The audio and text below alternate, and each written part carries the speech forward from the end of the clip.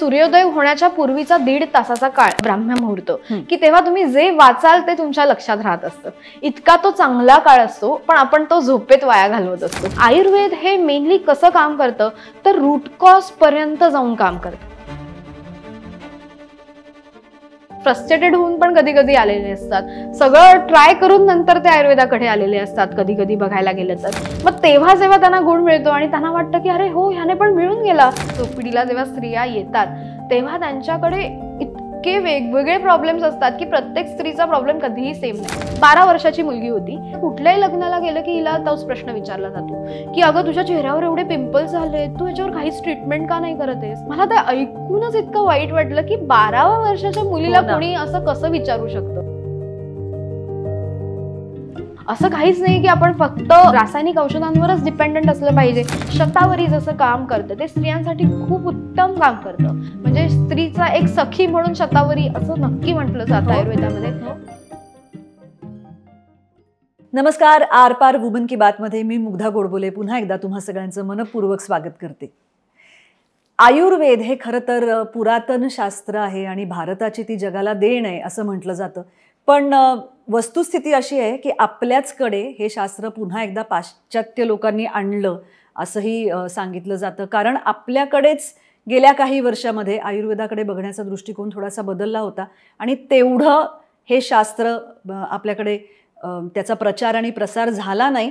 पण पुन्हा एकदा गेल्या काही वर्षात काही चांगल्या वैद्यांनी त्यांच्या कृपेमुळे हे शास्त्र आपल्याकडे परत आणलं आणि आज आपल्याकडे आल्या आहेत वैद्य आयुर्वेदाचार्य डॉक्टर रुचा मेहेंदळे पै. नमस्कार. नमस्कार रुचा, तू आज आमच्याशी इथे गप्पा मारायला आली आहेस आणि आता एका फार महत्त्वाच्या विषयावर आयुर्वेद याबद्दल तू आमच्याशी बोलणार आहेस. या निमित्ताने बर्वा स्किन थेरपीकडनं तुझ्यासाठी हे थँक्यू सो मच छोटंसं गिफ्ट आहे. तू ह्यांच्याविषयी ऐकलं असशील. ह्यांची प्रॉडक्ट्स गायीच्या तुपापासून बनवलेली असतात. म्हणजे तुझ्या कामाशी निगडीतच हे आहे. ऑर्गॅनिक प्रॉडक्ट्स म्हणतात तशी हे. Thank you so much to Barwa. Thank you so much. Rucha, तू आज इथे आमच्याशी गप्पा मारायला आलीस आणि प्रामुख्याने आयुर्वेद या विषयावर तू बोलणार आहेस आणि त्यातही आपलं वुमन की बात हा सेगमेंट असल्यामुळे स्त्रियांचं आरोग्य याविषयी आपण बोलणार आहोत. त्याबद्दल मनापासून आभार तुझे. थँक्यू की तू वेळात वेळ काढून आलीस. नाही नक्कीच. आयुर्वेद म्हटलं की असं म्हटलं जातं की आयुर्वेद हे शास्त्र 5000 वर्ष जुनं आहे आणि त्या शास्त्रातलं जे शास्त्र म्हणजे वेद आहेत. आज आयुर्वेद बघायला गेलं तर अथर्व वेदाचा उपवेद म्हणजे आयुर्वेद आहे. आपले जे वेद महत्वाचे 4 वेद आहेत त्याचाच हा उपवेद असल्यामुळे त्याच्यामध्ये श्लोकांना म्हणजे संस्कृत भाषेत लिहिलेलं गेलेलं होतं आणि त्याचं जे काही भाषेतलं रूपांतरण होतं मराठीतलं असू दे हिंदीतलं असू दे ते प्रत्येकाने वैद्याने प्रत्येकाचं केलं आणि त्याप्रमाणे ते ऍप्लिकेबल करत गेलो की ह्या अर्थ काय असेल, ह्या ओवींचा अर्थ काय आहे किंवा ह्या संस्कृत भाषा म्हणजे जे काही श्लोक आहेत ह्याचा नक्की काय अर्थ आहे. हे आम्ही आमचा जो काही कोर्स असतो BA-MS इथे 5.5 वर्षाचा आमचा जो काही कोर्स असतो आयुर्वेदाचा तो करताना मी ते अनुभवत गेले. कारण काय असतं की बघायला गेलं की BA-MS करायला येणारे जे स्टुडंट्स असतात ते पैकी अर्धे जे होते ना ते त्यांना MBBS मिळालेलं नाहीये आणि म्हणून ते BA-MS कडे आलेले आहेत असे असणारे भरपूर होते. आणि मला तेव्हा वाटायचं की अरे असं का आहे, आपलं शास्त्र आहे का त्यांना त्याच्याबद्दल एवढी आपुलकी नाही आहे की खरं त्याने पण गुण मिळतातच आहेत ना, असं नाहीये की त्याने गुण मिळत नाही आहेत. मग त्याच्यावर अभ्यास करताना कळत गेलं की हे असं केल्याने असा गुण मिळतोय आणि ते अनुभवातनं मिळत गेलं. काय असतं की शास्त्र म्हटलं की ते ऍप्लिकेशन पण त्याचं जमलं पाहिजे. नुसतं पुस्तकी ज्ञान असून उपयोगाचं नसतं, तर प्रॅक्टिकल नॉलेज पण तेवढंच असणं खूप गरजेचं असतं. कारण आम्ही शिकताना आम्हाला मॉडर्न सायन्स पण शिकवलं जातं आणि आयुर्वेदा पण शिकवला जात असतो. त्यामुळे आम्हाला दोन्हीचं सवंगड घालत पुढे जायचं असतं की असं नाही की आम्ही फक्त आयुर्वेदच शिकतोय तर असं नसतं, तर त्याच्याबरोबर आम्ही ॲलोपॅथी मेडिसिन्सचा सुद्धा अभ्यास करत असतो. कारण कधी कधी पेशंट्सना त्याचे साईड इफेक्ट्स झालेले असतात आणि त्याच्यानंतर ते आमच्याकडे येतात पण त्याच्यासाठी आम्हाला त्या औषधांची पहिले माहिती असणं ही तेवढी गरजेची असते. सो आयुर्वेद शिकताना आम्ही हे शिकत गेलो. संस्कृत उत्तम येणं गरजेचं असतं पहिली गोष्ट. आणि त्याच्यानंतर बघायला गेलं की वात पित्त कफ हे आपल्या शरीराचे 3 महत्वाचे घटक आहेत, आपले दोष आहेत की त्याच्यामुळे आपलं शरीर हे पूर्ण वर्क करत असतं. त्याचबरोबर सप्तधातू आणि 3 मल असं हे शरीर आपलं बनलेलं आहे. मग त्यासाठी आयुर्वेदामध्ये काय सांगितलंय की तुमची दिनचर्या कशी असावी, ऋतुचर्या म्हणजे ऋतूप्रमाणे जे बदल होतात तेव्हा तुमची ऋतुचर्या कशी असावी आणि त्याप्रमाणे तुम्ही ते फॉलो करणं गरजेचं आहे. जसं दिनचर्यात सांगितलेलं आहे की ब्राह्मे मुहूर्ते उद्दिष्ट येतं, म्हणजे काय तर सूर्योदय होण्याच्या पूर्वीचा 1.5 तासाचा काळ म्हणजे काय असतो तर ब्राह्म मुहूर्त, की तेव्हा तुम्ही जे वाचाल ते तुमच्या लक्षात राहत असतं. इतका तो चांगला काळ असतो, पण आपण तो झोपेत वाया घालवत असतो की आपल्याला माहीतच नसतं म्हणूनही तसं होत असतं. म्हणून आयुर्वेद जे काही शास्त्र सांगतं आहे आणि ते आपण ऍप्लिकेबल केलं तर ते मे बी आपल्याला उपयोगात जास्त पडेल. कारण काय जेव्हा ह्याचा प्रयोग मी पण करून बघितला तर काय झालं की जेव्हा आपण 4-4:30ला उठतो तेव्हा बाकीचे तर झोपलेले असतात. ऍज अ आई, जेव्हा मी आई झाले तेव्हा बघायला मिळालं की मला माझा वेळ मिळायचा नाही. मग तेव्हा कुठेतरी ती म्हणजे माझी मुलगी उठण्याच्या आधी जर मला वेळ मिळाला तर तो माझा स्वतःचा वेळ असेल, बाकीचा वेळ हा माझा वेळ नाही. मग तेव्हा 4:30 ते 5:30 मध्ये आपलं दिनचर्येमध्ये जसं सांगितलेलं आहे दंतधावन आहे की पूर्वीच्या काळी काय सांगितलेलं होतं की कटुतिक्त कषाय ह्या रसांपासून जे मंजन असेल किंवा त्याने दात घासणं गरजेचं आहे. पण आपण त्याच्या उलट करत असतो, आपण पेस्ट वापरत असतो की आणि जी मधुर रसात्मक असते.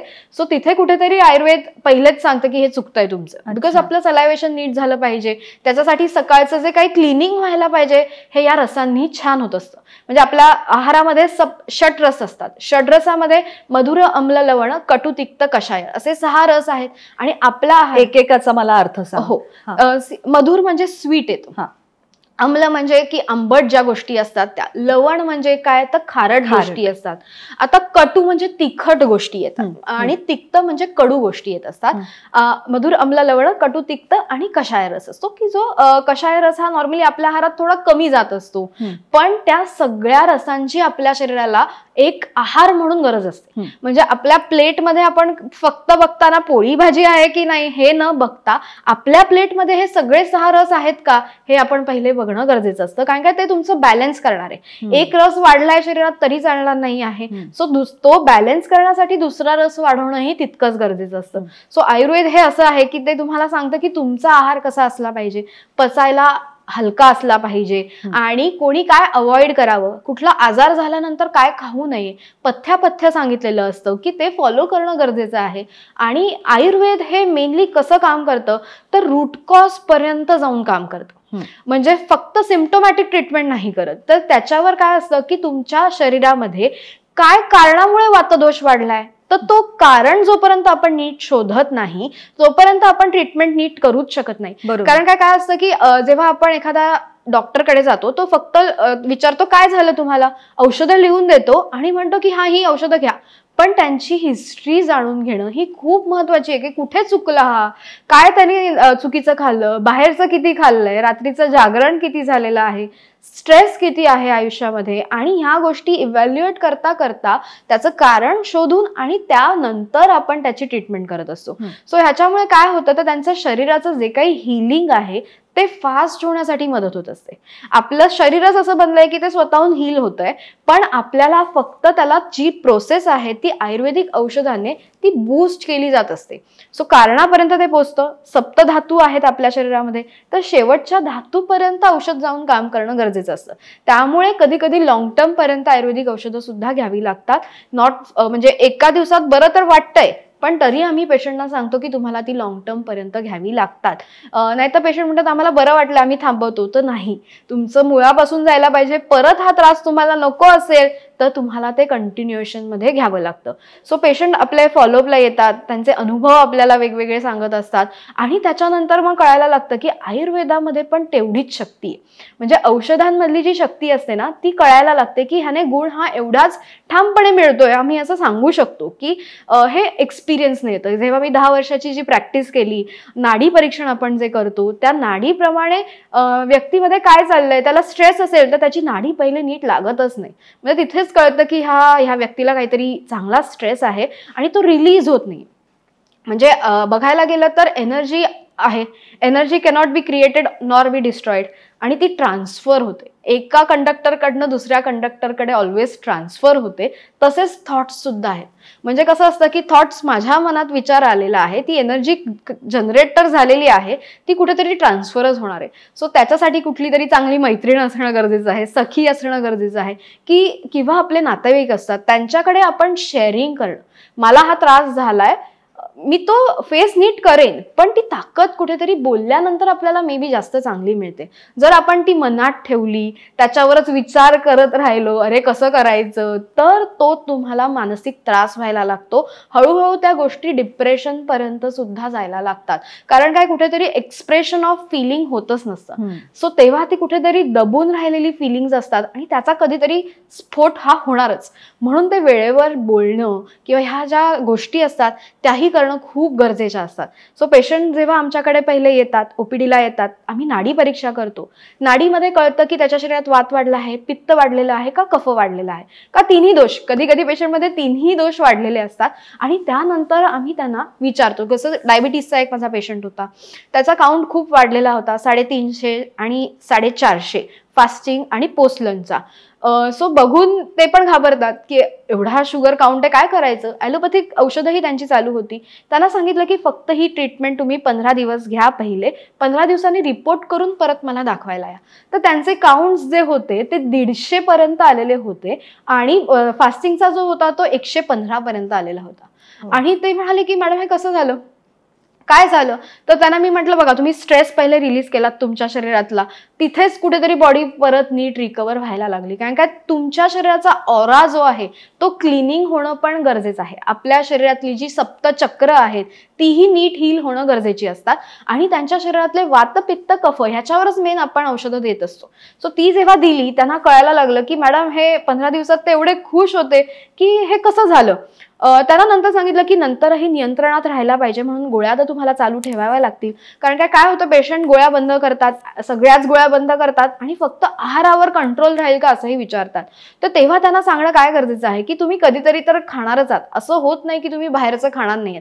फक्त रोज सकाळी फक्त मिल्कशेक्स पिणं किंवा शेक्स घेणं आणि त्याने शुगर कंट्रोलमध्ये ठेवायची, पण तिथे कुठेतरी तुमचं अपचन हळूहळू होणार आहे. कारण काय, आपली पचनशक्ती जी आहे ती सॉलिड फूडसाठी जास्त मेनली बनलेली आहे.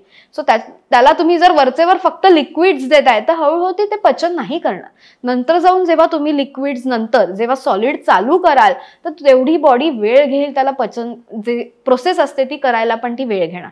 सो तेव्हा त्यांना हे सगळं काउन्सिलिंग सुद्धा करावं लागतं, त्याला वेळ द्यावा लागतो की फक्त पेशंट आला 5 मिनिटं बघितलं आणि गेला, असं आयुर्वेदिक ओपीडीज मध्ये होत नाही. तर त्यांची प्रॉपर हिस्ट्री घेतली जाते, त्यांच्या शरीरातले दोष कुठले आहेत, मल बिघाड झालेला आहे का. म्हणजे कॉन्स्टिपेशन तर इतकं बघायला मिळतं पेशंटमध्ये की पहिलं कारण हे प्रत्येक आजाराचं कॉन्स्टिपेशन. म्हणजे त्यांना सांगावं लागतं की पोट साफ होतंय की नाही, ते म्हणतात नाही 2 दिवस नाही झालंय. अरे असं नाही चालणार, तुम्हाला ते रोजच्या रोज नीट साफ झालंच पाहिजे. आणि त्याच्यासाठी आयुर्वेदिक घरगुती उपाय सुद्धा असतात. जसं हा आवळा आहे, आवळा सकाळी उठल्यावर 1 आवळा घेतला तरी त्याने तुमचं पोट साफ व्हायला तुम्हाला हेल्प होणार आहे. कारण काय, आवळा हा रसायन सुद्धा आहे, त्याबरोबर रेचक सुद्धा आहे. सो जर आवळा खायला जमत नसेल तर आवळ्याची जी पावडर असते ती तरी 1 चमचा पाण्यात घालून सकाळी गरम पाण्याबरोबर आपण घेऊ शकतो. सो असे साधे साधे उपाय असतात, पण ते केल्यावर त्यांना फरक पडत असतो. जसं आपण डायबिटीससाठी बघतो, तर डायबिटीससाठी मी माझ्या पेशंटना काय सांगते की कढीपत्ता जो असतो तो रोज सकाळी उठल्यावर त्याची 10 पानं नियमित खायची. का, जसं सांगितलं रस सगळे गेले पाहिजेत पण आपल्या आहारातनं ते जात नाहीत. कढीपत्ता आपण काय करतो, फोडणीत घातलेला कढीपत्ता बाहेर काढून ठेवतो आणि तो आपल्या आहारातनं जातच नाही. तर कच्ची पानं खायची, त्याने सुद्धा शुगर लेवल्स कंट्रोलमध्ये राहायला हेल्प होत असते. त्याचबरोबर बेलाचं जे पान आहे ते सुद्धा खूप छान काम करतं डायबिटीससाठी. सो त्याच्यासाठी काय करायचं, 10 पानं घ्यायची, उकळायची, 1/4 झालं की ते पाणी अनशपोटी घ्यायचं. हे असं गेले 15 दिवस त्यांना आपण करायला सांगितलेलं होतं आणि त्याने सुद्धा त्यांना फरक पडलेला होता. ते म्हणाले की मॅडम एकतर घरचे घाबरलेले पहिले की एवढी शुगर म्हटल्यावर, ते म्हणाले की तुम्हाला काहीतरी होईल की काय, अशी भीती कुठेतरी मनात असते. पहिले त्यांना सांगा की तुमचा जरी शुगर काउंट एवढा असेल तरी घाबरण्याची गरज नाही. तो नॉर्मल हळूहळूच कमी होणार आहे. एकदम तर कमी होणार नाही, वाढलेली शुगर एकदम आपण नाही कमी करू शकत, पण तुम्हाला 20 दिवसामध्ये तो डिफरन्स दिसून येईल. सो ते फॉलो करतात. डाएट आपण त्यांना वेगळं लिहून देतो डायबिटीजसाठीचं जे असतं. जसं डायबिटीजमध्ये म्हटलं जातं की राईस चालतच नाही, तर तसं नाही आहे. त्यातला जो स्टार्च आहे तो मेनली चालत नाहीये. सो मग तुम्ही ते पाणी काढून बनवलेला जो राईस असतो तो घेतला तरी चालतो. सो ते त्यांना गायडन्स दिला, नीट योग्य ते ज्ञान दिलं की तेही ते नीट फॉलो करतात. मग ते बरोबर फॉलो करून मग नीट ओपीडीला येत असतात, फॉलोअप्स देत असतात. असं हे रेग्युलर आपलं चालू असतं. तू हे एवढा तुझ्या अभ्यासातून आणि अनुभवातून तू जे शिकली आहेस ते फार महत्वाचं तू मला सांगते आहेस.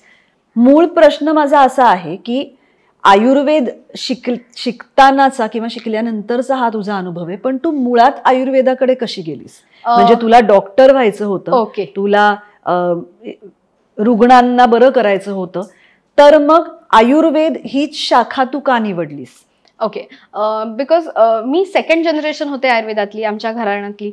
सो पहिल्यापासून नाडी परीक्षण करणं हे मी बघितलेलं होतं. त्याचबरोबर पेशंटना जो आयुर्वेदाने मिळणारा रिझल्ट होता ना, तो पण मी बघितलेला होता. त्यामुळे मला माहित होतं की आयुर्वेदामुळे छान गुण मिळतोय आणि ते माझं भाग्य आहे की धन्वंतरींच्या कृपेनी मी ते कार्य करू शकते. मला जर ही संधी मिळाली आहे, ती न घेता मी दुसरी संधी का घेऊ? आणि त्यामुळे मला BA MS करायचं होतं. माझ्यात कधीच इच्छा नव्हती की मला MBBS ला जायचंय किंवा अशी कुठलीच इच्छा नव्हती. मला फक्त जायचं होतं ते, मला फक्त आयुर्वेद शिकायचा होता. त्या शिकल्यानंतर जे गुण मिळतात ते बघण्यात मला आनंद आहे. असं सांगायला बरं म्हणजे तू हे पेशंटला आपण जे म्हणतो की त्याला रोगावरती गुण औषधामुळे जो आलेला आहे तो करेक्ट. कारण काय असतं की ते खूप थकलेले असतात, फ्रस्ट्रेटेड होऊन पण कधी कधी आलेले असतात, सगळं ट्राय करून नंतर ते आयुर्वेदाकडे आलेले असतात कधी कधी बघायला गेलं तर. मग तेव्हा जेव्हा त्यांना गुण मिळतो आणि त्यांना वाटतं की अरे हो, ह्याने पण मिळून गेला, असं काहीच नाही की आपण फक्त रासायनिक औषधांवरच डिपेंडंट असलं पाहिजे. योग्य वेळेत तीही घेणं गरजेची असतात. असं नाहीये की जेव्हा गरज आहे तेव्हा तीही घ्यायचीच आहेत, आपण असं म्हणतच नाही. पण त्याबरोबर कुठेतरी बरं होण्यासाठी, कुठेतरी आपण मार्ग शोधण्यासाठी आयुर्वेद सुद्धा आपल्याला तेवढाच मदत करत असतो. आणि शिकताना तर हे झालं आणि त्यानंतर मी मूव्हीमध्ये सुद्धा काम केलेलं होतं. डॉटर या हिंदी मूव्हीमध्ये मी काम केलेलं होतं आणि तेव्हा माझ्यासमोर अशी एक अपॉर्च्युनिटी होती की मी ह्या फील्डमध्ये जावं का, ऍक्टिंग करिअर करावं का. पण तेव्हा मला ती कधीच इच्छा नाही झाली आणि मला माहित होतं की मला हेच क्षेत्र निवडायचं आहे आणि ते क्षेत्र मी निवडलं आणि त्यातच आज मी काम करत आहे. गेली 10 वर्ष मी या क्षेत्रात काम करत आहे. वेगवेगळे अनुभव आलेले आहेत आणि ते काम करताना मिळणारं समाधान खूप वेगळं होतं. जेव्हा मी ठरवलं की मला सकाळची सुद्धा OPD चालू करायची आहे, हा फक्त मनात एक विचार आला. मी म्हटलं ठीक आहे चल, ब्रेक होता कारण माझा प्रेग्नन्सी नंतर थोडा ब्रेक होता. प्रेग्नन्सीमध्ये 9 महिने मला बेड रेस्ट होती, त्यामुळे त्याच्यानंतर मुलगी झाली. त्याच्यानंतर मला असं होतं की मला मुलीला वेळ पण द्यायचा होता, की ती माझी प्रायोरिटी होती. ॲज अ करिअर का आपलं बाळ, ह्याच्यामध्ये चूज करताना कुठेतरी मी म्हणाले की माझी आई एकदम कर्तबगार आणि ती जेव्हा मी लहान असताना तिचा बिझनेस ती घडवत होती, मोठा करत होती, म्हणजे तन्वी हर्बल्स.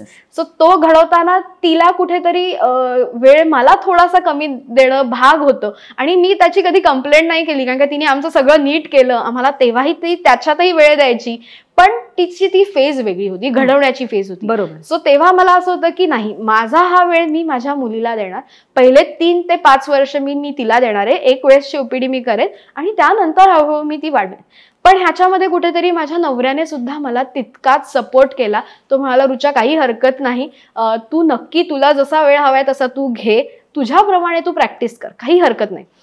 5 वर्ष झाली त्याच्यानंतर मग आम्ही आमचा वेगळा बिझनेस सुद्धा चालू केला आणि त्यानंतर त्याने मला जीवाची, माझी मुलगी आहे, तिला बघताना पण त्याने व्यवस्थित सपोर्ट केला. तो म्हणाला की तू घडतेस ना, तुझ्या आवडीचं तू काम करतेस ना, तू मनमोकळ्यापणाने कर आणि चांगलं काम कर. सो ते करताना जेव्हा मी पहिल्यांदा असं ठरवलं की मला चालू करायची सकाळची OPD, संध्याकाळची तो OPD माझी सेट होती. मी ठरवलं, माझ्या स्टाफला कळलं की मी सकाळपासून पण येणार आहे. पेशंट येतील, पहिलाच दिवस होता, मला माहित नव्हतं. एक गृहस्थ आले, ते म्हणाले मॅडम मी तुमचा जुना पेशंट आहे पण आज काय मला माहित नाही. मी म्हटलं की मी सकाळीच जाणार आणि मॅडम मला नक्की भेटणार. म्हणजे तेव्हा कळलं की मला ही देवानेच दिलेली एक जबाबदारी आहे, ती मी पार पाडणं पण गरजेचं आहे. म्हणजे आई पण घेताना हेही कुठेतरी माझं कर्तव्य आहे आणि तेही मी नीट पार पाडणं गरजेचं आहे. हे कळलं. ते म्हणाले मी स्वामींचा भक्त आहे आणि माझ्या क्लिनिकमध्ये स्वामींचा फोटो होता.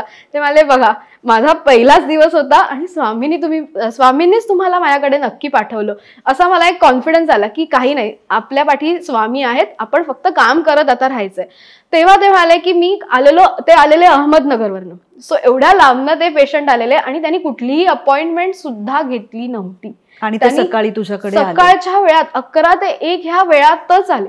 मी म्हटलं हा काय चमत्कार असतो का काय डेस्टिनी असते माहित नाही, पण जेव्हा देवाची इच्छा असते ना तर ती कार्य बरोबर घडून येत असतं. जेव्हा एखादी गोष्ट घडायची असते तेव्हा ती सहजपणे घडून येते आणि देव आपल्या पाठीशी असतो. तेव्हा आपल्याला फक्त आपलं कर्म जे आहे ते नीट करत राहायचं आणि प्रामाणिकपणे करत राहायचं, एवढंच त्याच्यातनं आपण शिकणं गरजेचं असतं. की आपलं जर कर्म म्हणजे आज कसं आहे, कलियुग आहे. आता कलियुगामध्ये कसं आहे, सूर आणि असुर हे दोन्ही एकाच शरीरात वास्तव्य करतायत. म्हणजे आपल्यालाही कधीतरी चुकीच्या भावना येणं किंवा ह्या गोष्टी होणार आहेत, पण तेव्हा आपल्या शरीरातले जो सत्वभाव आहे तो आपण नीट ठेवणं खूप गरजेचं आहे. सो तो जर आपण कसा ठेवू शकतो हे जर आपल्याला कळायला लागलं, त्याच्यासाठी आपले जे चतुष्पाद सांगितलेले आहेत, धर्म अर्थ काम मोक्ष, हे आपल्याला नीट ठेवणं गरजेचं आहे. आणि त्यासाठी तुमची आध्यात्मिक शक्ती सुद्धा चांगली असणे गरजेची आहे. तेव्हाच तुम्ही या स्ट्रेसफुल लाईफ मधनं कुठेतरी मार्ग काढू शकता.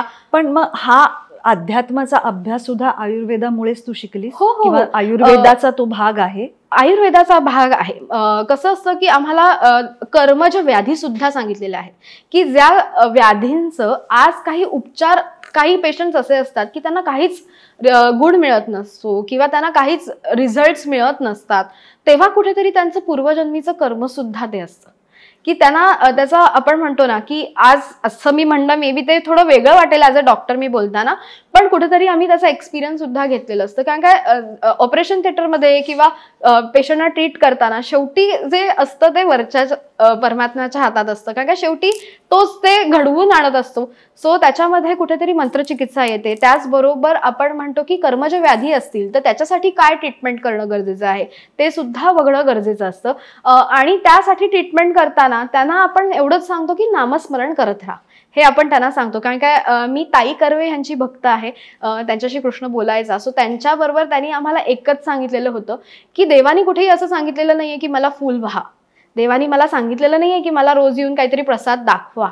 देवानी एवढंच सांगितलंय की मला तुम्ही तुमच्या कर्मात बघा, तुम्ही जे काम करणार आहात तेच मला आनंद मिळणार आहे की माझा भक्त आहे आणि तो चांगलं काम करतोय.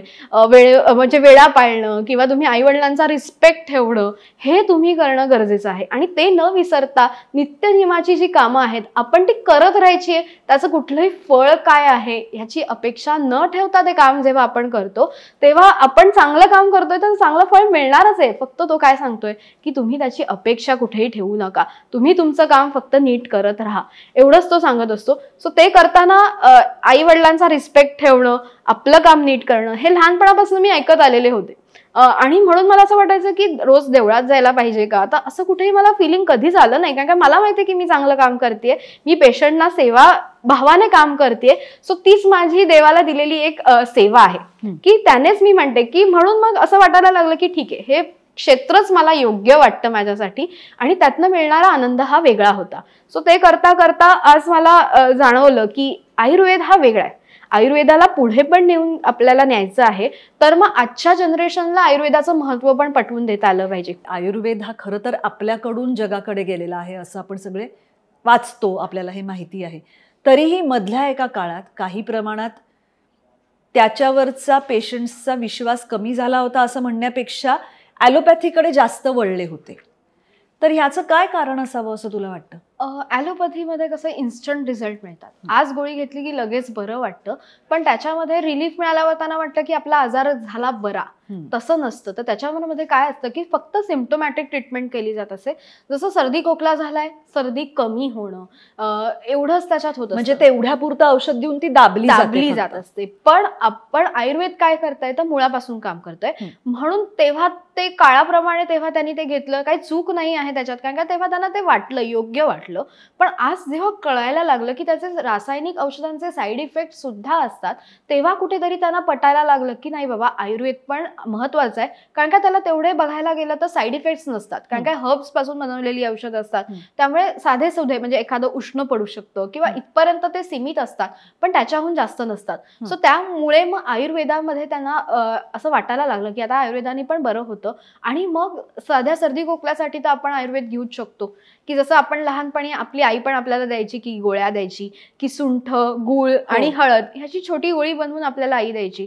तर तो आयुर्वेदच होता. तेव्हा फक्त घरातल्या घरात वापरला जात होता. पण आता आयुर्वेदिक डॉक्टरांच्या सल्ल्यानुसारच ती औषधं घेणंही तितकंच गरजेचं आहे.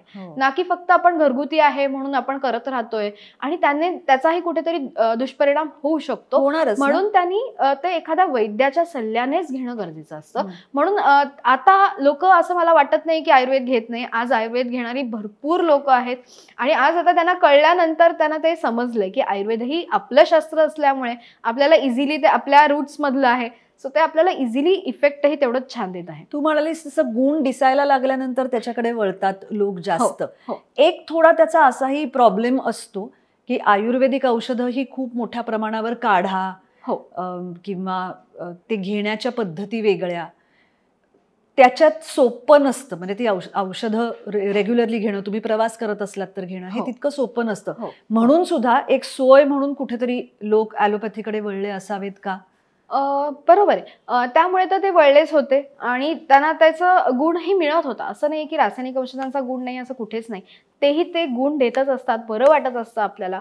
फक्त आयुर्वेदामुळे काय होतं की आता आपण त्याच्यावर रिसर्च केला की त्या गोळ्या इतक्या छोट्या बनवल्या की इन्स्टंटली त्या रक्तात विरघळू शकतात. त्याच्यावर आपणही काम केलं. कारण का काय होतं की आपल्याला हे ड्रॉबॅक्स माहीत होते कुठेतरी.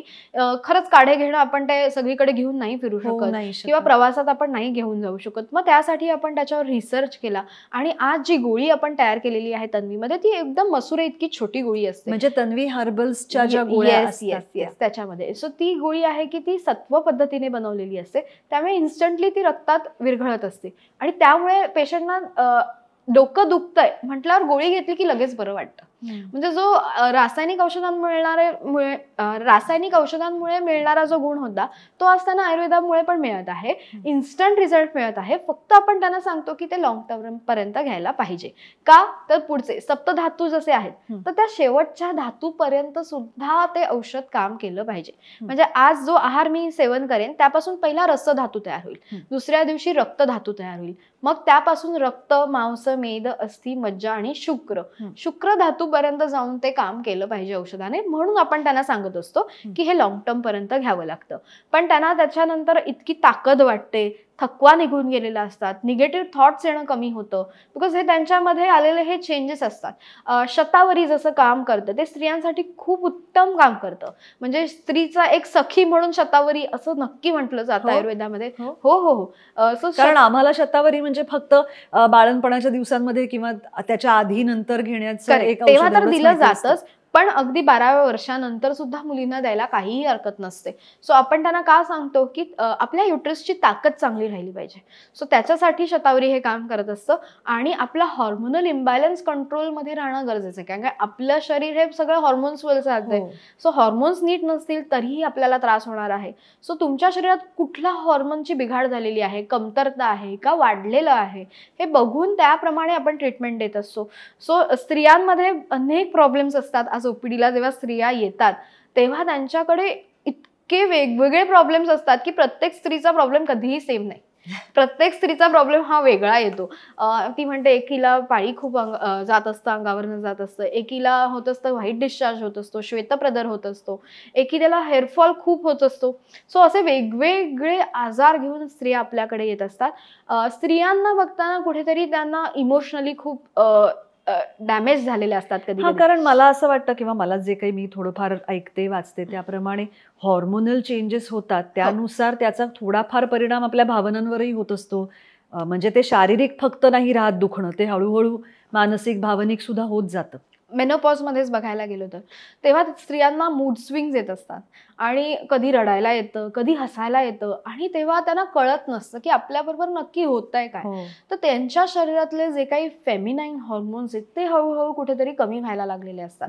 मग तेव्हा आम्ही त्यांच्या फॅमिलीला सांगतो की तुम्हाला या स्त्रीला समजून घ्यायचंय, ती थोडी वेगळी वागेल पण तुम्ही तिला समजून घ्या, कारण का ही तिची फेज आहे, नॅचरल फेज आहे स्त्रियांच्या शरीरात येणारी, ती काही वेगळी नाहीये, आजार नाहीये. तो नॅचरली पाळी थांबणं खूप महत्वाचं आहे. आजकाल स्त्रियांचे जे काही प्रॉब्लेम्स आहेत त्याप्रमाणे बघायला जातो की तेव्हाही त्यांना हळूहळू प्रॉब्लेम व्हायला लागलेले आहेत.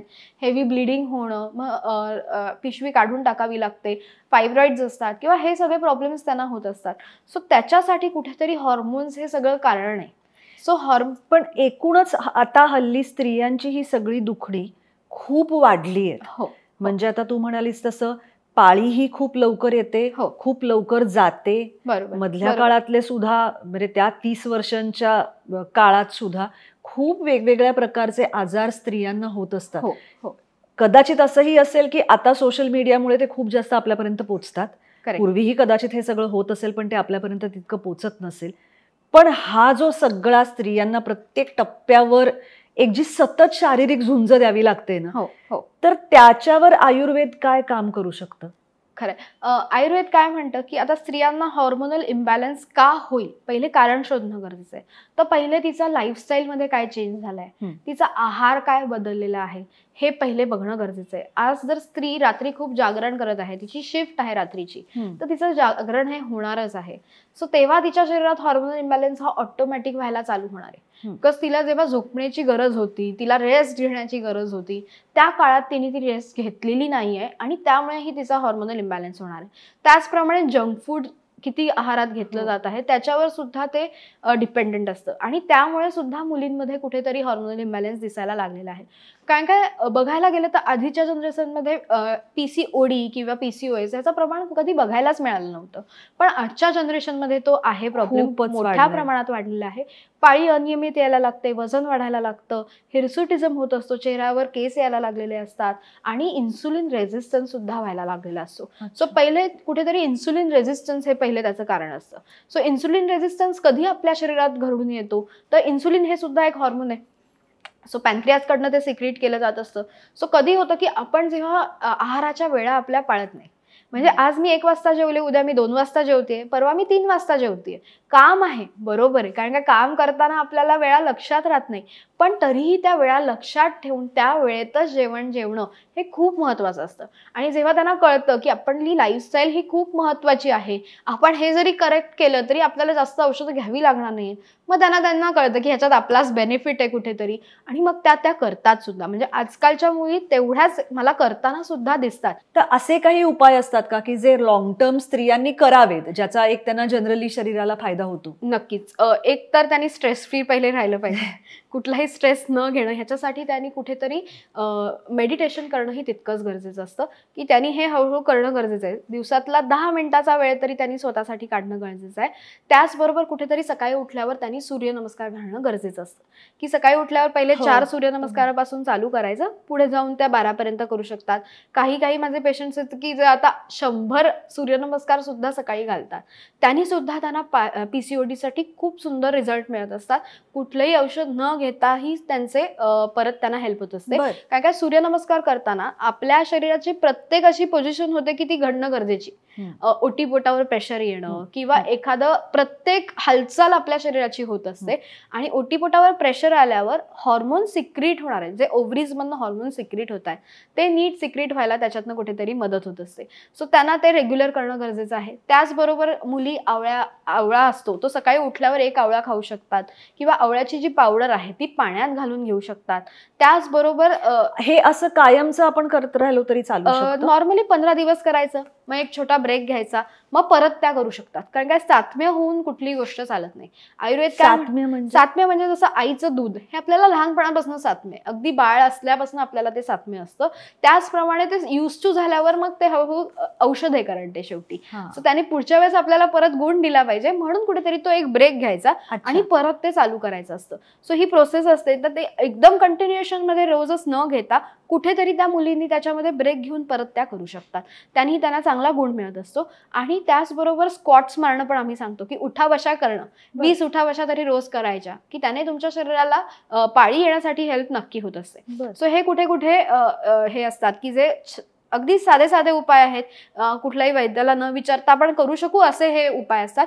पण ह्याहून वेगळे जे उपाय असतात, जसं PCOD आहे किंवा ह्याच्यासाठी फायब्रॉइड्स असतील मुलींमध्ये, तर त्याच्यासाठी योग्य ती ट्रीटमेंट घेणं गरजेचं आहे. त्यावर त्यांनी लॉंग टर्म पर्यंत औषधं सुद्धा घ्यावी लागतात त्यांना. सो ती आम्ही 6 महिन्यांपर्यंत घ्यायला सांगतो की पाळी रेग्युलर येईस तो. 28 दिवसांचं जे सायकल आहे ते 28 दिवसांचंच राहिलं पाहिजे, त्याच्यात कुठेही जास्त फरक आपल्याला झालेला नाही दिसला पाहिजे. सो मुलींना आपण हे सगळं गायडन्स आपल्या क्लिनिकला OPDला देत असतो, त्यांचं काउन्सिलिंग करत असतो आणि त्याप्रमाणे आपण त्यांना ट्रीटमेंट लिहून देत असतो.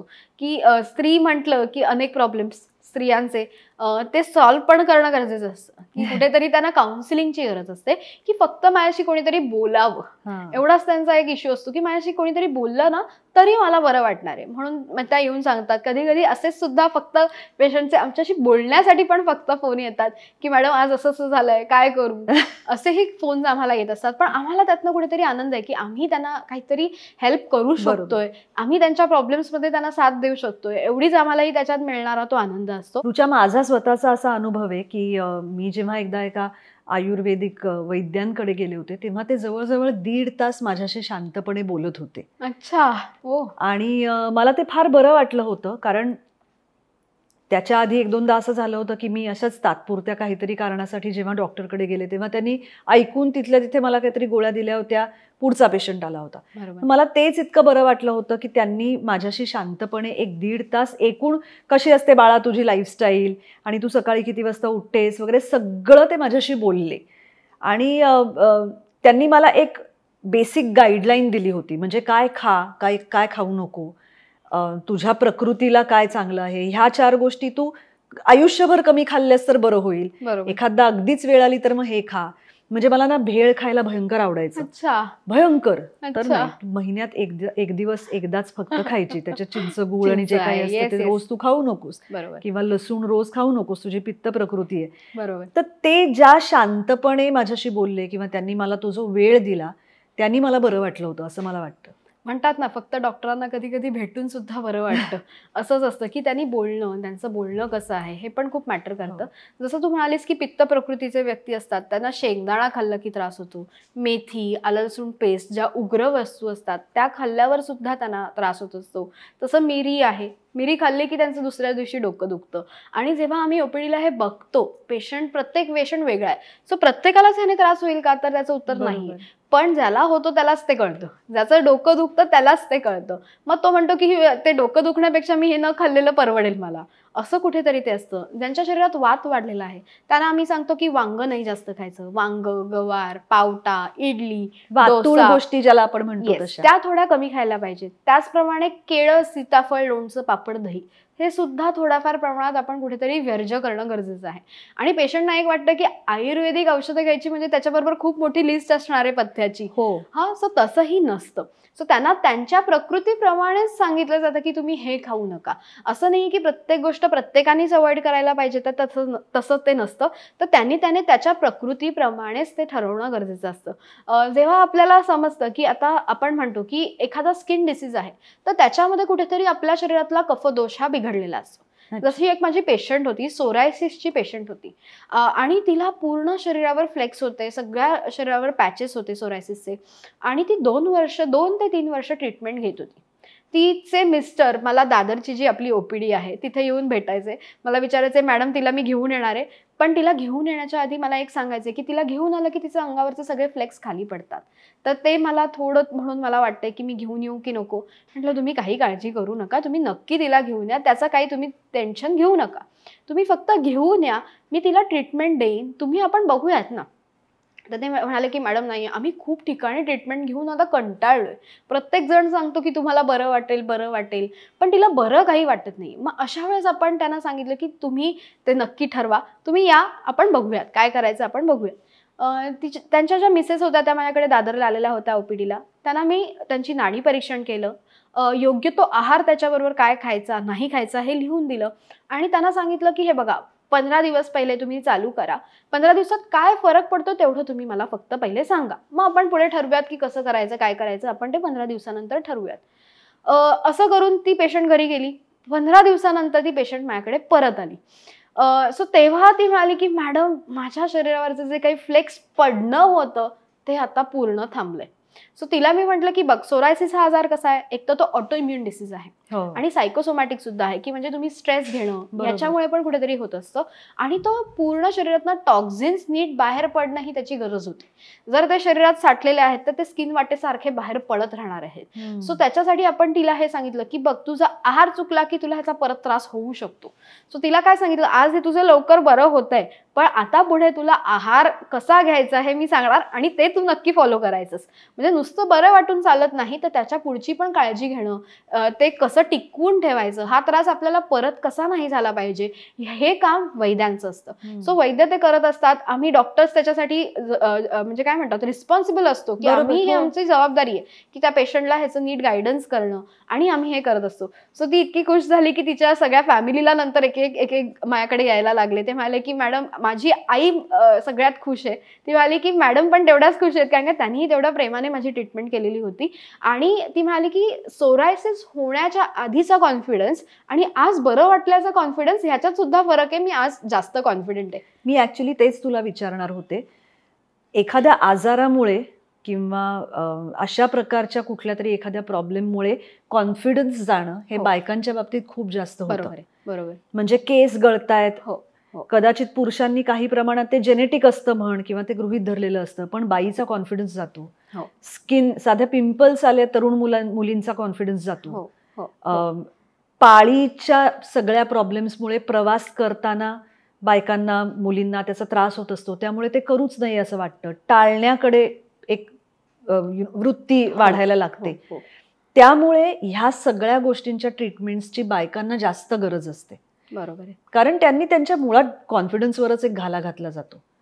ह्यावर काय करावं? बघ, आता जसं म्हणालीस तर मुलींना पाळी जेव्हा येते तेव्हा पण खूप स्ट्रॉंग पेन होत असतं. आणि ते तर काय म्हणजे साधी गोष्ट आहे, ती दर महिन्याला मुलींना येणार आहे. पण पेन होतंय, मग सारखं त्याच्यासाठी रासायनिक औषधे घ्यायचे, त्याचे कुठेतरी साईड इफेक्ट्स होणार आणि त्याचा पुढे जाऊन हॉर्मोनल इम्बॅलन्सवर परिणाम होणार आहे.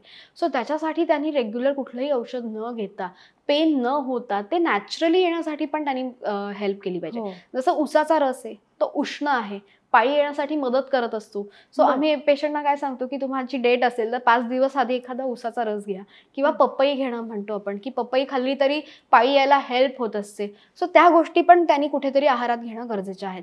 पण ती पाळी येताना आपण त्यांना शतावरी घ्यायला सांगतो की त्यांना पोटात जास्त दुखणारच नाही. आपलं एक औषध आहे त्याच्याबरोबर की ज्याच्यामध्ये शतावरी असतं. सो ते आपण त्यांना घ्यायला सांगत असतो की त्याने त्यांचं जे काही पेन आहे, बिकॉज तेव्हा पोटात आवळल्यासारखं फिलिंग मुलींना येत असतं, इतकं क्रॅम्पिंग होत असतं की त्या म्हणजे म्हणतात की आम्हाला ऑफिसलाही नाही जायचंय, आम्हाला काम नाही करायचंय 2 दिवस, पण कुठेतरी त्यांना ते आराम सुद्धा मिळाला पाहिजे. मग त्यासाठी आयुर्वेद काम करत असतं आणि त्यांना खूप सुंदर त्याच्याने गुण मिळत असतो. सो मुली म्हणतात की अरे आम्हाला हे आधी माहित असतं तर आम्ही हेच घेतलं असतं, मग आम्हाला जास्त रासायनिक औषधांची गरजच लागली नसती. सो ते कुठेतरी त्यांना ते कळायला लागतं. आणि स्त्रियांमध्ये कॉन्फिडन्स कधी कमी होतो की जेव्हा तिचं फॅमिली तिला सपोर्ट करत नसते. हे खूप मी बघून आलंय की एखादी स्त्री असते, ती काम पण करत असते, सगळं मुलांचं सगळं बघत असते, पण तिला कुठलीही प्रशंसाच केली जात नाही की तू हे किती सुंदर करतेस, तू किती छान करतेस, हे 2 शब्द पण तिला ऐकायला मिळत नाहीत ना. तेव्हा कुठेतरी ती डिप्रेशन फील करायला लागते, तेव्हा कुठेतरी तिचा तो कॉन्फिडन्स कमी व्हायला लागतो की मी एवढं सगळं मग मी कोणासाठी करतेय, हे कुठेतरी ते फिलिंग तिला यायला लागतं. आणि तेव्हा असं मला वाटतं की तेव्हा तिच्या घरच्यांनी तिचं ते एक महत्व आहे, तिच्या घरातलं जे महत्व आहे ते त्यांनी द्यायलाच पाहिजे. तो तिचा रिस्पेक्ट आहे. कारण आज आपण तिला लहान मुलांना आपण शिकवलं की आईचा रिस्पेक्ट हा तुम्हाला असाच द्यायचा आहे, तरच ती मुलं देणार आहे. घरचे कसे देतात त्याच्यावरच मुलं पण शिकणार आहे.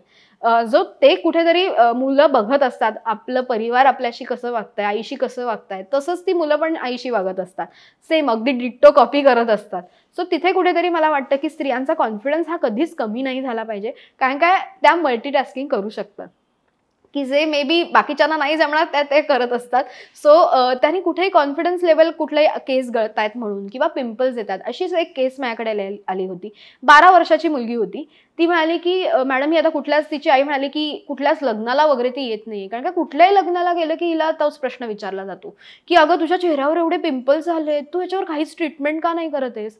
मला ते ऐकूनच इतकं वाईट वाटलं की 12व्या वर्षाच्या मुलीला कोणी असं कसं विचारू शकतं, कारण का हे वय तिचं अभ्यास करण्याचं आहे प्युअरली. मी तिला म्हटलं हे बघ, तू फक्त अभ्यास कर, तुझ्या पिंपल्सची जबाबदारी माझी, तू अभ्यास कर, कारण का हे वय तुझं ह्या गोष्टींकडे लक्ष देण्याचं नाही. तिला हे सांगितल्यावर ती म्हणाली की ठीक आहे. तिने ट्रीटमेंट घेतली. तिला 15 दिवसानंतर इतका छान रिझल्ट मिळाला की तिचे पालक परत माझ्याकडे तिला घेऊन आले. त्यांनी दाखवलं की मॅडम बघा हिचे सगळे क्लिअर झाले, आता आम्हाला काही थोडंसं म्हणजे जी भीती होती ना ती कुठेतरी आमची कमी झाली. कारण काय मुलगी म्हटलं की तिची स्किन, तिचे हेअर हे सगळं अप टू डेटच असले पाहिजे. तर तिला मी सांगितलं असं काही नाही, तुझा कॉन्फिडन्स सगळ्यात महत्वाचा आहे. जर तो तुझ्यात असेल ना, दुसरा काय विचार करतो ह्याच्याने तुला काही फरक पडणार नाही. सो तिला ते कुठेतरी त्या वयात आपण ॲज अ वुमन पण आपण आजूबाजूच्या मुलींना ते सांगणं खूप गरजेचं आहे.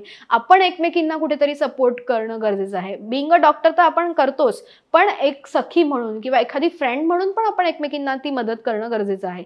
सो ते पिंपल्सचा तिचा प्रॉब्लेम सॉल्व्ह झाला. मग हेअरफॉलचे आपल्याकडे भरपूर स्त्रिया येत असतात, केस पांढरं होणं किंवा ह्याच्यासाठी पण येत असतात, पण त्यांना आयुर्वेदिक औषधांनी तो जो काही गुण मिळतो. हेअरफॉल का होतो आपल्या शरीरामध्ये, एकतर अस्थि धातू जो आपल्या शरीरातला आहे त्याचा जो मल सांगितलेला आहे तो केश सांगितला आहे आयुर्वेदानुसार. सो अस्थि धातू चांगल्या नाही आहेत तर हेअरफॉल होणं हा भाग आहे. म्हणून कॅल्शियम आपल्या शरीरामध्ये चांगलं राहणं गरजेचं आहे. पण आपल्या शरीरामध्ये व्हिटॅमिन डी नसेल तर कॅल्शियम ऍब्झॉर्प्शन सुद्धा नीट होत नाही. बरोबर. सो त्याच्यासाठी मॉर्निंग वॉक करायला आपण सांगतो की सकाळी जाऊन एकतरी उन्हात राऊंड मारून यायची. आहारामध्ये दूध पण असलं पाहिजे, गाईचं दूध घेणं गरजेचं आहे. आजकाल दुधाचं भेसळयुक्त असतं, माहीत नसतं, पण योग्य ते जर मिळत असेल तर ते घेणं खूप गरजेचं आहे.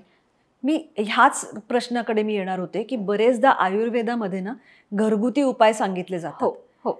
जसं तू म्हणालीस तसं की दूध घ्या किंवा कुठेतरी हळद आणि गूळ किंवा कुठेतरी असं बरंच काय काय असतं. आहाराने तुम्ही कसा रोग हरू शकता असं आयुर्वेदामध्ये बरेचदा म्हटलं जातं. पण हल्ली ह्या सुद्धा बऱ्याचशा गोष्टी भेसळयुक्त असतात. हो हो. म्हणजे आता त्याच तितक्या प्युअर राहिलेल्या नाहीयेत किंवा तितक्या शुद्ध राहिलेल्या नाहीयेत. त्याच्यामुळे मिळणारा गुणही तसा राहिलेला नाहीये जसा पूर्वी मिळत होता. हो हो बरोबर. म्हणून ह्याच्यावर आम्ही पर्याय काय सांगतो, हळूहळू अशी एक वेळ येईल की आपण दिवसातून एकदाच जेवायचं.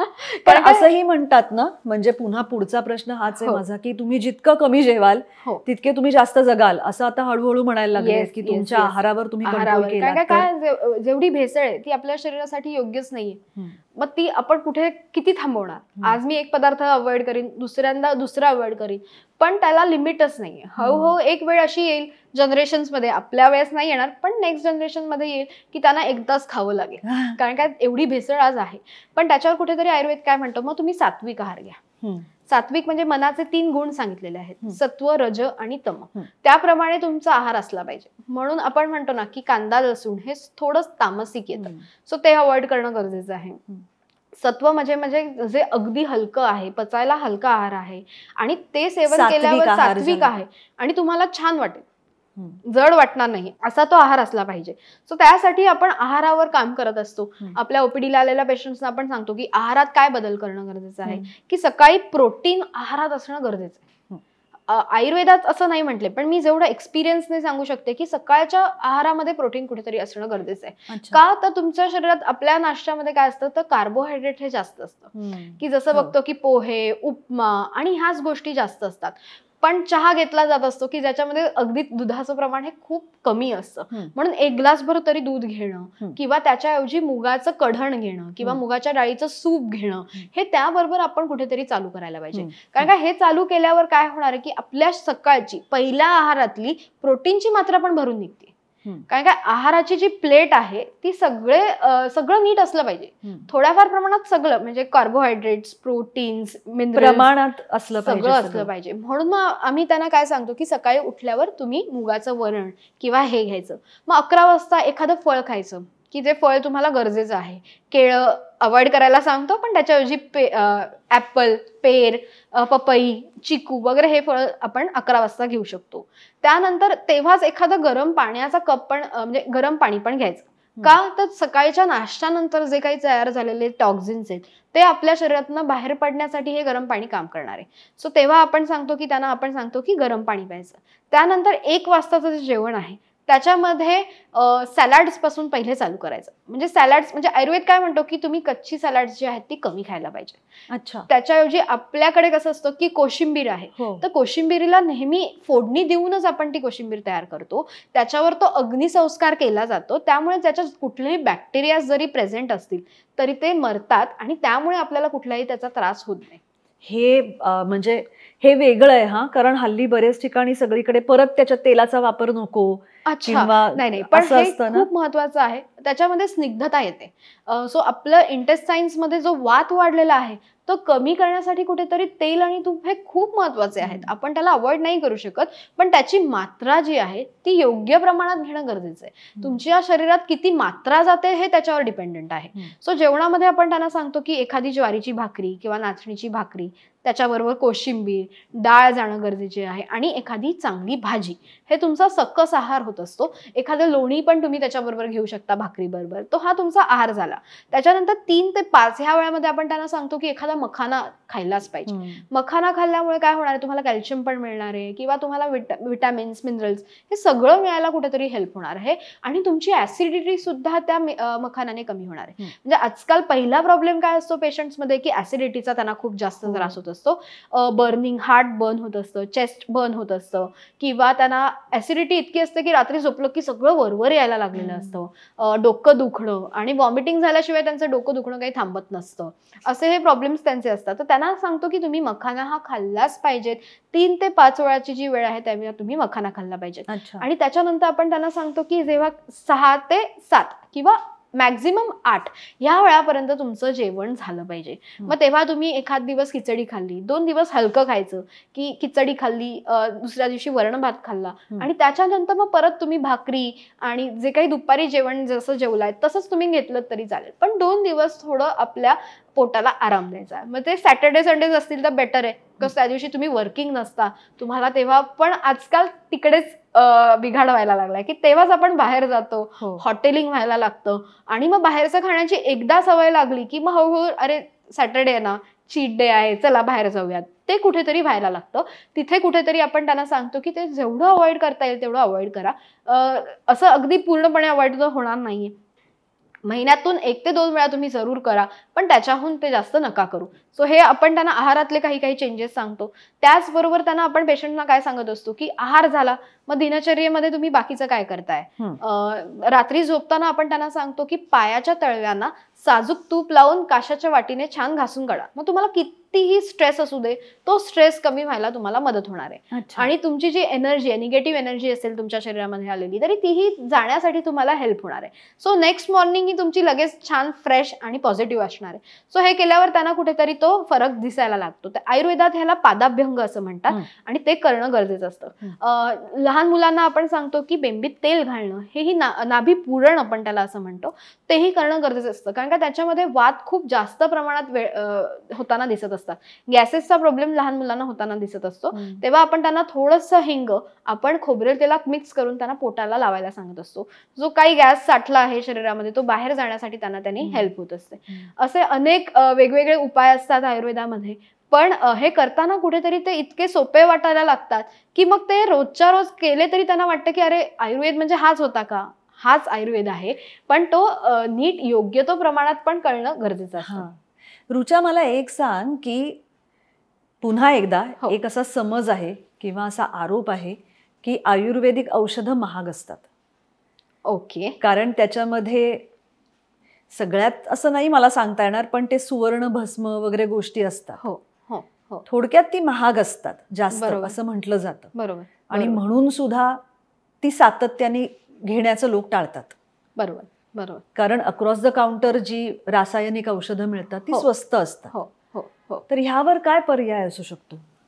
जसं तू म्हणालीस, आपला जो ब्रँड आहे तन्वी हर्बल्स, ह्याच्यामध्ये फक्त हर्बल येतं, ह्याच्यात कुठेही आपण धातूचा वापर केलेलाच नाहीये. सो ह्याच्यामध्ये हर्बल काय येतं तर ते वनौषधीपासूनच बनवलेलं आहे म्हणून ते हर्बल आहे. पण त्याचा रॉ मटेरियल इतकं चांगलं असणं गरजेचं असतं, किंवा ते म्हणतो ना आपण की त्याची सकसता त्या औषधाची त्या रॉ मटेरियलमध्ये असते.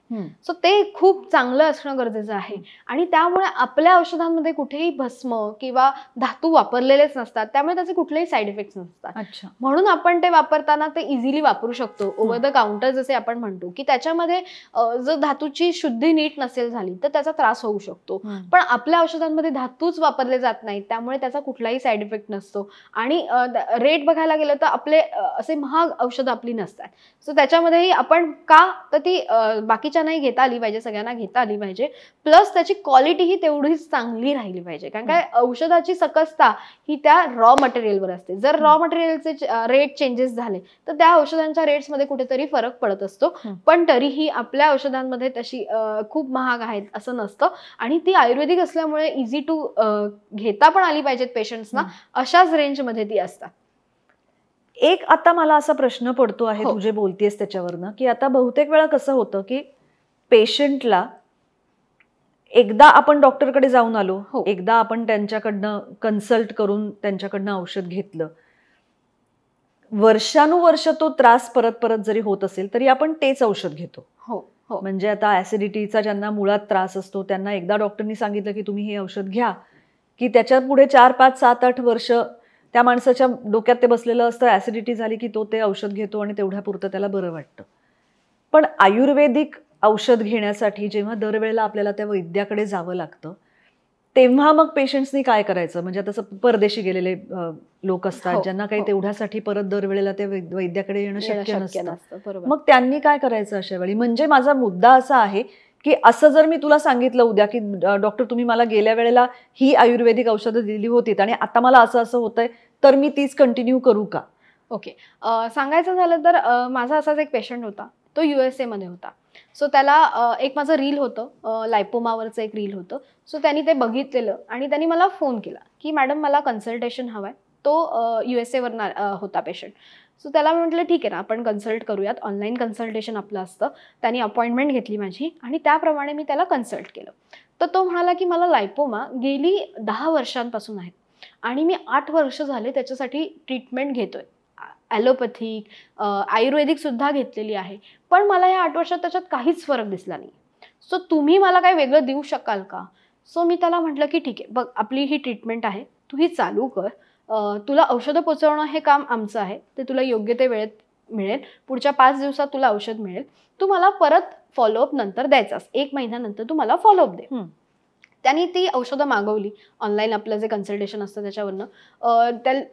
त्याची जी हिस्ट्री होती ती पहिले मी पाहिली. तर लायपोमामध्ये काय असतं की पेशंटमध्ये हेरिडिटरी असते. कधी कधी काय असतं की एखादी इंजुरी झाल्यानंतर लायपोमा होऊ शकतो, किंवा एखाद वेळेस कधी कधी टॉक्झिन्स आपल्या शरीरात जास्त असतील, वजन वाढलेलं असेल तर त्यांनी सुद्धा होत असतात. सो लायपोमा म्हणजे काय आहे तर लायपोमा म्हणजे चरबीच्या गाठी असतात. आणि चरबीची गाठ म्हणजे का तयार होते तर हातावर कधी कधी असे छोटे पॉकेट्स तयार व्हायला लागतात, किंवा तिथे असं उंचवटा आल्यासारखं दिसायला लागतं. तर तेव्हा त्याच्यामध्ये चरबी साठलेली असते. बाकी ते काही हार्मफुल नाही आहेत, त्याचा आपल्या शरीराला काही त्रास नाही, आजार नाही. फक्त एक कॉस्मेटिक चेंज व्हायला लागतं की हे बघितल्यावर पेशंटना विचारतात हे काय आहे, तुझ्या शरीरावर काय झालंय, असं ते कुठेतरी विचारत असतात. सो तेव्हा त्याला हे सगळं मी त्याची हिस्ट्री नीट घेतली की तुझ्या आई वडिलांमध्ये कोणाला आहे का, किंवा तुला घाम कसा येतो, घाम जास्त येतोय का कमी येतोय. कारण का जेव्हा घाम जास्त येतो तेव्हा पण आपल्या शरीरातनं टॉक्झिन्स आणि पाणी पण बाहेर जात आहे. सो जे चरबी आहे ती जास्त पाणी बाहेर गेलं तरी आपल्याला त्रास होणार आहे. सो त्याचे एक गड्डे गड्डे तयार होऊ शकतात. सो घाम किती येत आहे आणि पनीरचं सेवन तुझ्या आहारात किती आहे, पनीर जास्त प्रमाणात तुझं सेवन आहे का, असे सगळे प्रश्न मी त्याला विचारले. त्यानंतर त्याची ट्रीटमेंट झाली. 1 महिन्यानंतर जेव्हा तो USA वरनं आला तेव्हा मला मॅडम मला खरंच फरक पडला. की एवढे 8 वर्ष मी प्रयत्न करत होतो, रोज औषध घेत होतो, त्याच्यात काहीच फरक नव्हता, पण आज मला हे 15 दिवसात मिळालेला गुण बघूनच मला खूप बरं वाटलं. ती एक होप होता की येस, आता ह्याच्यात कुठेतरी मला बरं वाटू शकतं.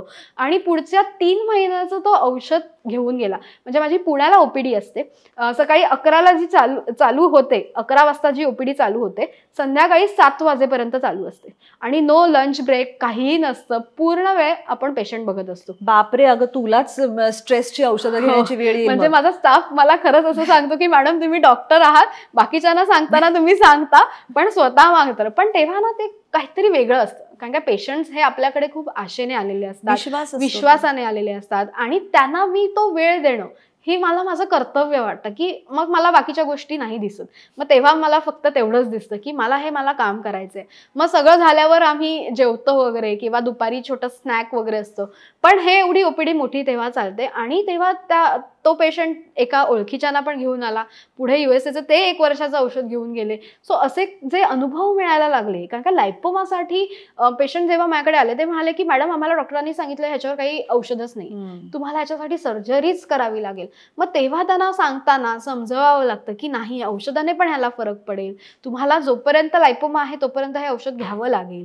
पहिले वितळतील ते, हळूहळू त्याची साईज कमी व्हायला लागेल, हळूहळू ते फ्लॅट होतील आणि नंतर ते पूर्णपणे जातात. सो ही एक फेज असते, त्याला वेळ लागतो. त्याच्याबरोबर तुमचा आहारही तसाच नीट असणं गरजेचं आहे. अशीच एक पेशंट म्हणजे जिचा लायपोमा आपल्या औषधांनी कमी झाला, आपल्या ट्रीटमेंटने कमी झाला. सो तिचे जे हजबंड आहेत ते कॅन्सर सर्वायव्हर आहेत आणि त्यांना कॅन्सरसाठी तिने मला विचारलेलं की तुम्ही असं काही टॉनिक लिहून देऊ शकता का, कारण की त्यांचं पोट साफ नीट होत नाहीये, खाल्लं की त्यांना मोशन्सना जावं लागतंय. तिला मी आपलं औषध लिहून दिलं, ट्रीटमेंट लिहून दिली आणि कालच ती मला भेटायला आलेली आणि ती सांताक्रूजवरनं माझ्या ठाण्याच्या क्लिनिकला भेटायला आली आणि नेमकी मी कार्यक्रमात बिझी होते, त्यामुळे मला असं झालं की अरे आता मी हे कसं मॅनेज करू सगळं. तिला म्हटलं की काही हरकत नाही. ती पण मला म्हणाली की मी 1 तास थांबते माझ्या रिलेटिव्हकडे, तुम्ही या मग आपण बघूयात. तिला मी भेटायला गेले, ती म्हणाली की मॅडम माझ्या UKच्या माझी जी फ्रेंड आहे तिला पण मी हा फोटो दाखवला की माझा लायपोमा एवढा कमी झाला. ती म्हणाली काय बोलतेस, तुझा एवढा कसा कमी झाला, तू माझ्यासाठी पण औषध घेऊन येशील का, असं तिला सांगितलं. तिच्या मिस्टरांसाठी ती खास घेऊन आली आणि ते कॅन्सरचे पेशंट असल्यामुळे मलाच खूप वाईट वाटलं की अरे त्यांना इथे थांबावं लागतंय. त्यांना मी नीट नाडी बघितली, औषधं लिहून दिली आणि त्यांना सांगितलं की तुम्ही म्हणजे ते ह्या वयात 1.5 तास वॉक करतात रोज. 73 वर्षाचे गृहस्थ आहेत आणि एवढं सगळी हिस्ट्री आहे आणि 1.5 तास ते वॉक करतात. तेव्हा मी म्हटलं की तुमच्याकडनं म्हणजे आम्ही पण पेशंट्सकडनं खूप काही शिकत असतो. त्यांचे जे काही ते आम्हाला शेअर करतात त्याच्यावरनं आम्ही पण खूप काही गोष्टी शिकत असतो. सो ती काल येऊन गेली, ती म्हणाली की आमचे दुसरे पॅनल डॉक्टर्स पण होते, त्यांना मी म्हटलं तुम्ही त्यांना दाखवा. पण कधी कधी पेशंटना ज्या डॉक्टरांना दाखवलेलं असतं त्याच डॉक्टरांकडे परत त्यांना दाखवायचं असतं. सो असे खूप वेगवेगळे अनुभव मला आलेले आहेत आणि कुठेतरी ती एक छान सेवा करताना आनंद मिळत असतो की आपल्यामुळे कुठेतरी काहीतरी चांगलं पण घडतंय, ही कुठेतरी आपल्याला एक मनात एक भावना येते की असंच हे काम नीट नेहमी चालू ठेवायचंय. ते करत असताना आपण जे पेशंटचे अनुभव बघितले, सो हे करताना कळायला लागलं की आयुर्वेदातले गुण कसे आहेत आणि पेशंटना ते समजावून नीट बघितल्यावर त्यांना विश्वासच बसतो की हो बाबा हे आहे. म्हणजे लायपोमासाठी तर पेशंट्स अगदी आपल्याकडे टेस्टिमोनियल्स दिलेली आहेत पेशंटनी की असा हा गुण मिळाला, कारण का त्यांना कुठेच एक्सपेक्टेड नव्हतं की गुण मिळेल. तो मिळाल्यामुळे मला खूप जास्त आनंद आहे. हे आहेच ना, म्हणजे सेवाभावी कार्य आहेच हे, यात काही शंकाच नाही. आणि डॉक्टर्सना म्हणूनच तर देव मानतात ना लोक, की ह्यांच्यामुळे आपल्याला काय आरोग्य मिळतं, आपलं आयुष्यमान वाढतं. त्यामुळे फार वेगळ्या प्रकारचं आणि फारच वरच्या दर्जाचं काम आहे. म्हणजे इतर कुठल्याही सेवेपेक्षा माझ्या मते हे सगळ्यात मोठं, रुग्णसेवा ही सगळ्यात मोठी सेवा असं म्हटलं जातं. खरंय खरंय. एकच शेवटचा प्रश्न मी तुला विचारते की मला सांग, हे सगळं एखाद्या रुग्णाला झालेल्या आत्ताच्या आजाराबद्दल असू शकतं. हो हो.